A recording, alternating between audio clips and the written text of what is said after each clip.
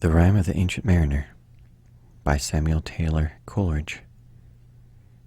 Argument: how a ship, having passed the lane, was driven by storms in the cold country toward the South Pole, and how from thence she made her course to the tropical latitude of the great Pacific Ocean, and of the strange things that befell, and what manner the ancient mariner came back to his own country. Part 1. It is an ancient mariner, and he stoppeth one of three. By thy long grey beard and glittering eye, now wherefore stoppest thou me? The bridegroom's doors are opened wide, and I am next of kin. The guests are met, the feast is set, mayest hear the merry din. He holds him with his skinny hand. There was a ship, quoth he. Hold off, unhand me, grey-bearded loon.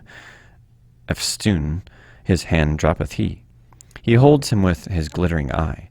The wedding guest stood still, and listens like a 3 years' child. The mariner hath his will. The wedding guest sat on a stone. He cannot choose but hear, and thus spake on the ancient man, the bright-eyed mariner. The ship was cheered, the harbour cleared.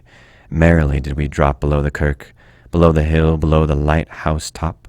The sun came up upon the left, out of the sea came he, and he shone bright, and on the right went down into the sea.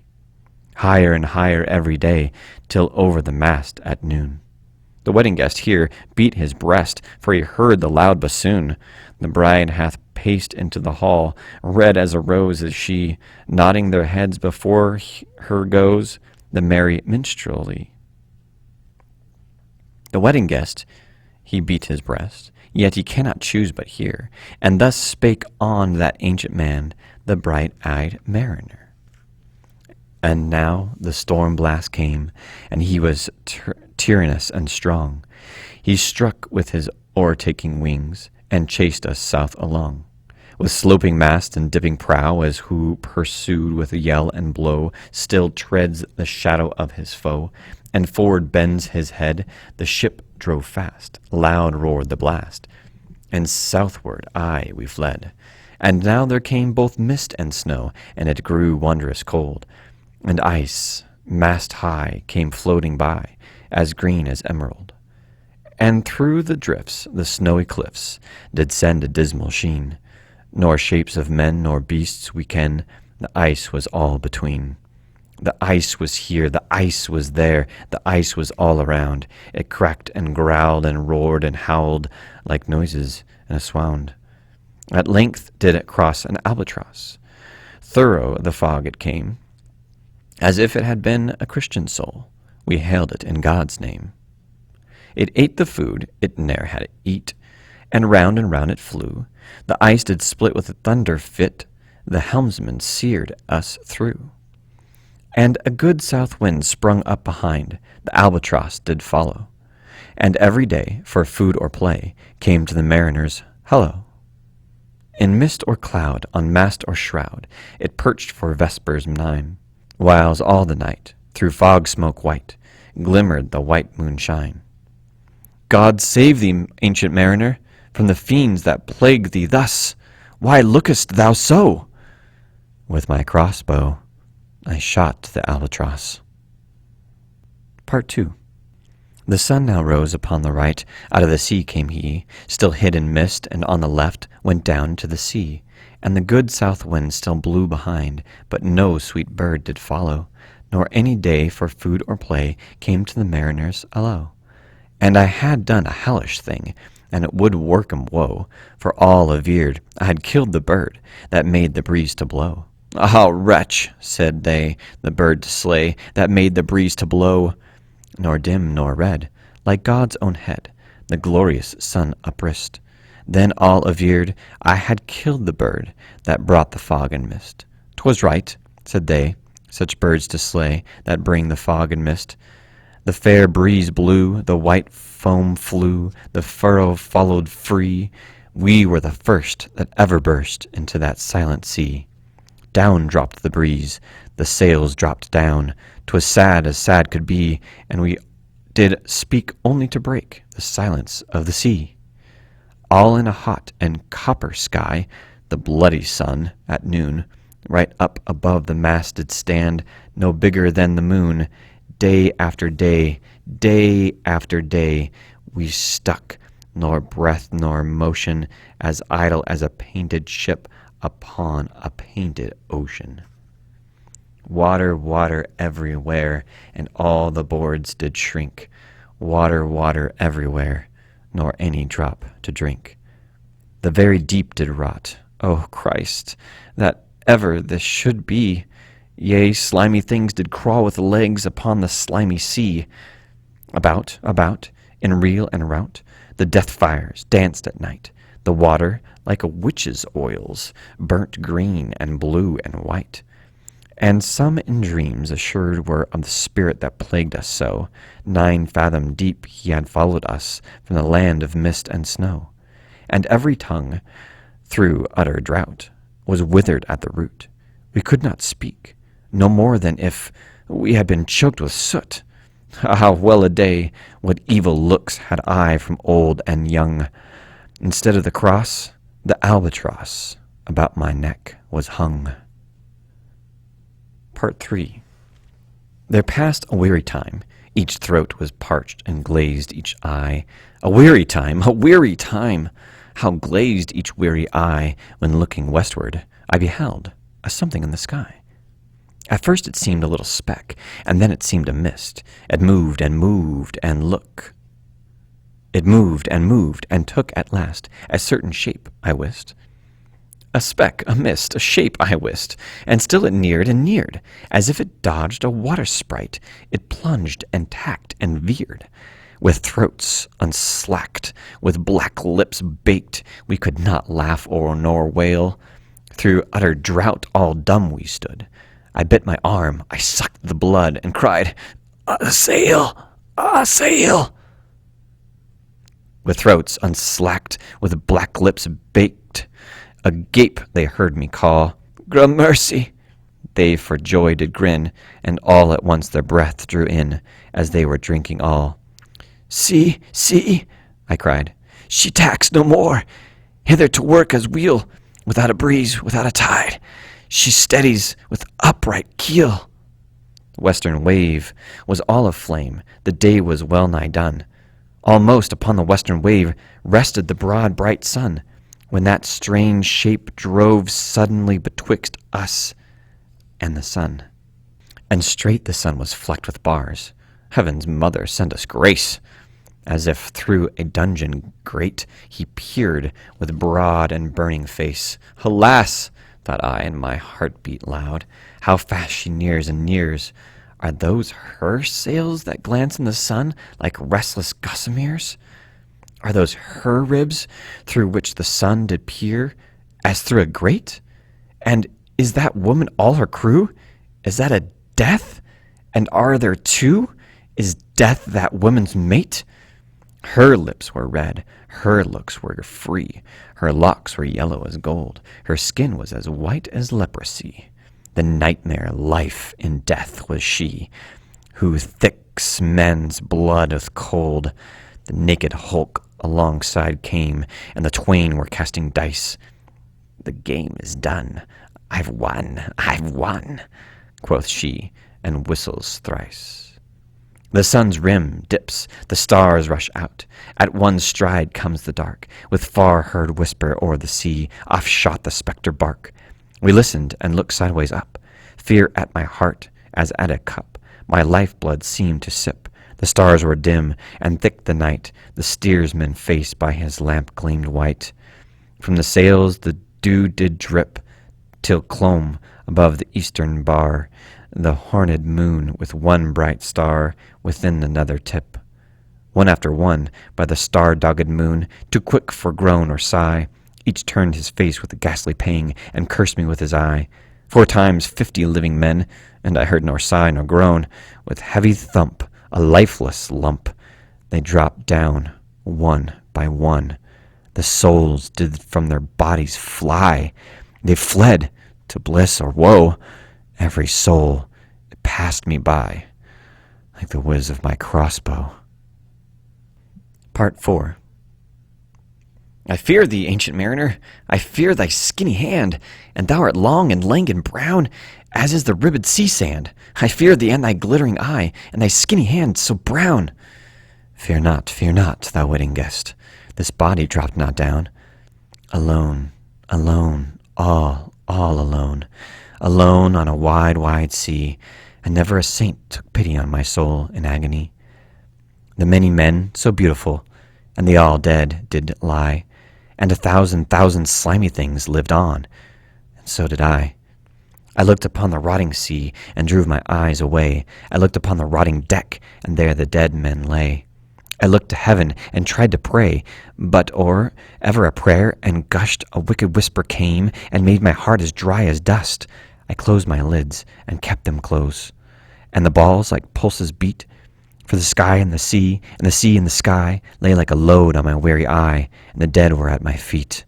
The cold sweat melted from their limbs, nor rot nor reek did they. The look with which they looked on me had never passed away. An orphan's curse would drag to hell a spirit from on high, but oh, more horrible than that is the curse in a dead man's eye. 7 days, 7 nights, I saw that curse, and yet I could not die. The moving moon went up to the sky, and nowhere did abide. Softly she was going up, and a star or two beside. Her beams bemocked the sultry main, like April hoarfrost spread, but where the ship's huge shadow lay, the charmed water burnt away, a still and awful red. Beyond the shadow of the ship, I watched the water snakes. They moved in tracks of shining white, and when they reared, the elfish light fell off in hoary flakes. Within the shadow of the ship, I watched their rich attire, blue, glossy green, and velvet black, that coiled and swam in every track with a flash of golden fire. No happy living things, no tongue their beauty might declare. A spring of love gushed from my heart, and I blessed them unaware. Sure my kind saint took pity on me, and I blessed them unaware. The selfsame moment I could pray, and from my neck so free, the albatross fell off and sank like lead into the sea. Part 5. O sleep, it is a gentle thing, beloved from pole to pole. To Mary Queen the praise be given. She sent the gentle sleep from heaven that slid into my soul. The silly buckets on the deck that had so long remained, I dreamt that they were filled with dew, and when I woke, it rained. My lips were wet, my throat was cold, my garments all were dank. Sure I had drunken in my dreams, and still my body drank. I moved and could not feel my limbs. I was so light, almost I thought that I had died in sleep, and was a blessed ghost. And soon I heard a roaring wind. It did not come anear, but with its sound it shook the sails that were so thin and sere. The upper air burst into life, and 100 fire flags sheen. To and fro they were hurried about, and to and fro, and in and out, the wan stars danced between. And the coming wind did roar more loud, and the sails did sigh like sedge, and the rain poured down from one black cloud. The moon was at its edge. The thick black cloud was cleft, and still the moon was at its edge. The thick black cloud was cleft, and still the moon was at its side. Like water shot from some high crag, the lightning fell with never a jag, a river steep and wide. The loud wind never reached the ship, yet now the ship moved on. Beneath the lightning and the moon, the dead men gave a groan. They groaned, they stirred, they all uprose, nor spake nor moved their eyes. It had been strange, even in a dream, to have seen those dead men rise. The helmsman steered, the ship moved on, yet never a breeze upblew. The mariners all 'gan work the ropes where they were wont to do. They raised their limbs like lifeless tools. We were a ghastly crew. The body of my brother's son stood by me, knee to knee. The body and I pulled at one rope, but he said naught to me. I fear thee, ancient mariner. Be calm, thou wedding guest. 'Twas not those souls that fled in pain, which to their courses came again, but a troop of spirits blessed. For when it dawned, they dropped their arms, and clustered round the mast. Sweet sounds rose slowly through their mouths, and from their bodies passed. Around and around flew each sweet sound. They darted to the sun. Slowly the sounds came back again, now mixed, now one by one. Sometimes, a dropping from the sky, I heard the skylark sing. Sometimes all little birds that are, how they seem to fill the sea and air with their sweet jargoning. And now 'twas like all instruments, now like a lonely flute, and now it is an angel's song that makes the heavens be mute. It ceased, yet still the sails made on a pleasant noise till noon, a noise like a hidden brook in the leafy month of June, that to the sleeping woods all night singeth a quiet tune. Till noon we quietly sailed on, yet never a breeze did breathe. Slowly and smoothly went the ship, moved onward from beneath. Under the keen 9 fathom deep, from the land of mist and snow, the spirit slid, and it was he that made the ship to go. The sails at noon left off their tune, and the ship stood still also. The sun, right above the mast, had fixed her to the ocean, but in a minute she 'gan stir, with a short uneasy motion. Backwards and forwards half her length with a short uneasy motion. Then, like a pawing horse, let go! She made a sudden bound. It flung the blood into my head, and I fell down in a swound. How long in that same fit I lay, I have not to declare, but ere my living life returned, I heard and in my soul discerned 2 voices in the air. "Is it he?" quoth one. "Is this the man, by who died on cross? With his cruel bow he had laid full low the harmless albatross? The spirit who bideth by himself in a land of mist and snow? He loved the bird that loved the man who shot him with his bow." The other was a softer voice, as soft as honeydew. Quoth he, "The man hath penance done, and penance more will do." Part 6. First voice. "But tell me, speak again, how soft response renewing, what makes that ship drive on so fast? What is the ocean doing?" "Still as a slave before his lord, the ocean hath no blast. His great bright eye most silently up to the moon is cast. If he may know which way to go, for she guides him smooth or grim. See, brother, see, how graciously she looketh down on him." "But why drives on that ship so fast, without or wave or wind?" "The air is cut before, and close from behind. Fly, brother, fly, more high, or we shall be belated. For slow and slow that ship will go, when the mariner's trance is abated." I woke, and we were sailing on, as in a gentle weather. 'Twas night, calm night, the moon was high. The dead men stood together. All stood together on the deck, for a charnel dungeon fitter. All fixed on me their stony eyes, that in the moon did glitter. The pang, the curse, with which they died, had never passed away. I could not dry my eyes from theirs, nor turn them up to pray.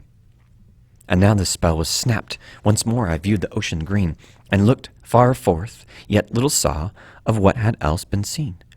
Like one that on a lonesome road doth walk in fear and dread, and having once turned round walks on, and turns no more his head. Because he knows a frightful fiend doth close behind him tread. But soon there breathed the wind on me, nor sound nor motion made. Its path was not upon the sea, in ripple or in shade. It raised my hair, it fanned my cheek, like a meadow gale of spring. It mingled strangely with my fears, yet I felt like a welcoming. Swiftly, swiftly flew the ship, yet she sailed softly too. Sweetly, sweetly blew the breeze. On me alone it blew.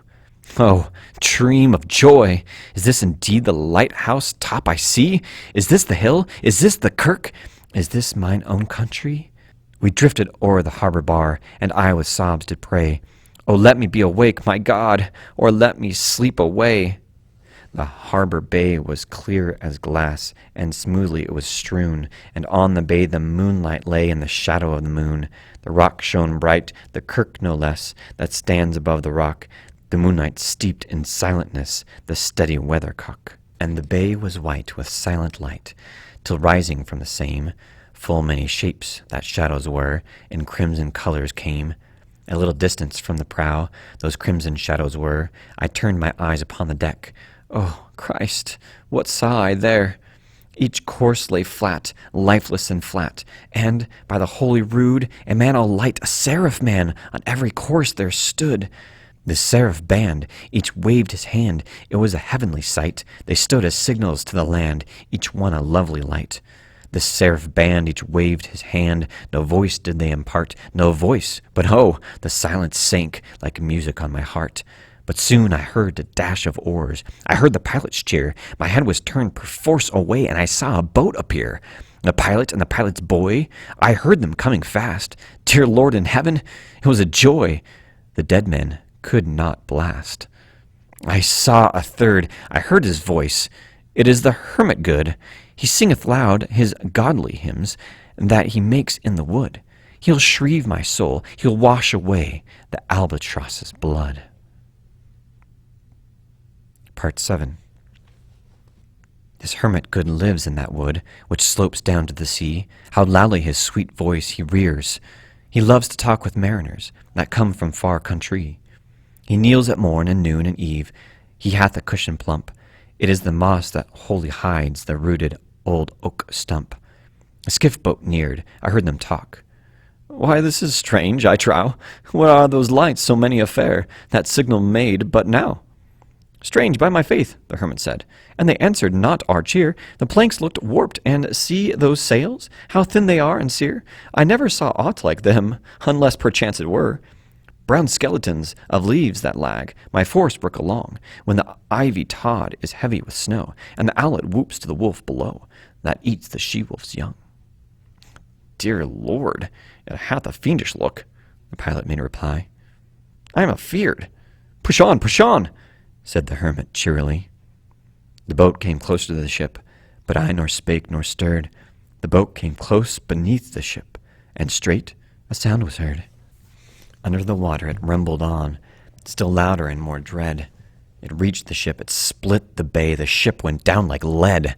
Stunned by that loud and dreadful sound which sky and ocean smote, like one that hath been 7 days drowned, my body lay afloat. But swift as dreams myself I found within the pilot's boat. Upon the whirl, where sank the ship, the boat spun round, and all was still, save that the hill was telling of the sound. I moved my lips, the pilot shrieked, and fell down in a fit. The holy hermit raised his eyes, and prayed where he did sit. I took the oars, the pilot's boy, who now doth crazy go, laughed loud and long, and all the while his eyes went to and fro. Ha ha! Quoth he, full plain I see, the devil knows how to row. And now, all in my own country, I stood on the firm land. The hermit stepped forth from the boat, and scarcely he could stand. Oh, shrieve me, holy man! The hermit crossed his brow. Say quick, quoth he, I bid thee say, what manner of man art thou? Forthwith, this frame of mine was wrenched with a woeful agony, which forced me to begin my tale, and then it left me free. Since then, at an uncertain hour, that agony returns, and till my ghastly tale is told, this heart within me burns. I pass, like night from land to land, I have strange power of speech. That moment that his face I see, I know the man that must hear me, to him my tale I teach. What loud uproar burst from that door! The wedding guests are there, but in the garden bower the bride and bridesmaids singing are, and hark the little vesper bell, which biddeth me to prayer. O wedding guest, this soul hath been alone on a wide, wide sea. So lonely 'twas that God himself scarce seemed there to be. O sweeter than the marriage feast, 'tis sweeter far to me, to walk together to the kirk with a goodly company, to walk together to the kirk and all together pray, while each to his great Father bends, old men and babes, and loving friends and youths and maidens gay. Farewell, farewell, but this I tell thee, thou wedding guest, he prayeth well, who loveth well, both man and bird and beast. He prayeth best, who loveth best, all things both great and small, for the dear God who loveth us, he made and loveth all.